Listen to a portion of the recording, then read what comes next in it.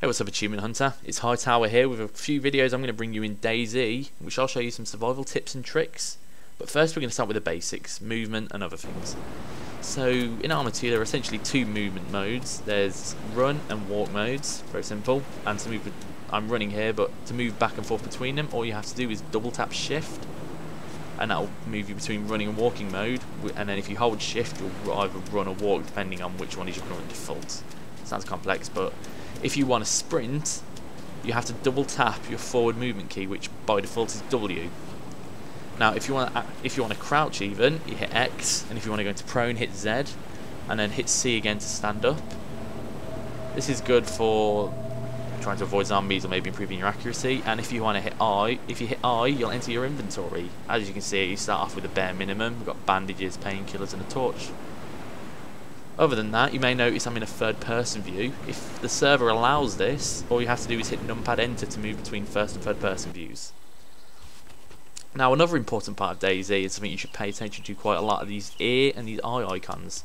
This is your visibility and noise meters, and these essentially determine how likely a zombie is to detect you.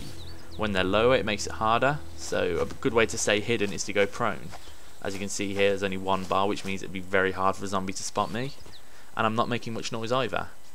But if I stand up and start sprinting around, you can see it instantly will fill up, as well as make a lot of noise, meaning I'm very easily visible to a zombie, and they can most likely hear me.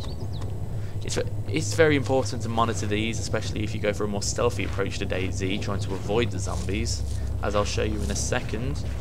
Because you're only really likely to encounter zombies around areas where there are buildings. As you can see here, I'm moving along in crouch mode, and I can see a couple of zombies up ahead, so I'll go into prone. I'll speed this up now and move along here.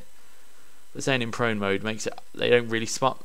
I face absolutely no trouble, and we move into here and find a loot pile. So if you find a loot pile, look at it and press G, and it will bring up your inventory, and you can pick out the items. See here, I've found the Makarov pistol. So it's good to have a weapon, but just because you've got a weapon doesn't mean you should go gung-ho and kill every zombie in sight.